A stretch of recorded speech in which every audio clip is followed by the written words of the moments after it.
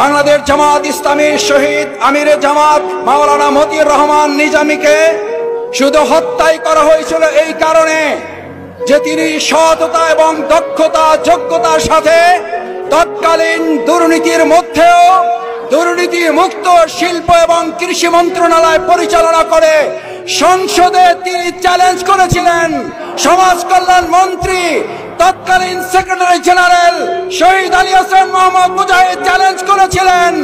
আমরা যদি 2 টাকার অন্যায় করি, দুর্নীতি করি, প্রমাণ করতে পারলে শুধু মন্ত্রণালয় নয়, শুধু সংসদ সদস্য পদ নয়, জামাত ইসলামীর আমির সেক্রেটারি নয়, আমরা জামাতের সহযোগী সদস্য পদ থেকে প্রত্যাখ্যান করব।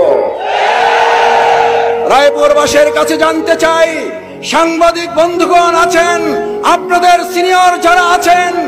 আজকেও চ্যালেঞ্জ করে রেখে গেলাম,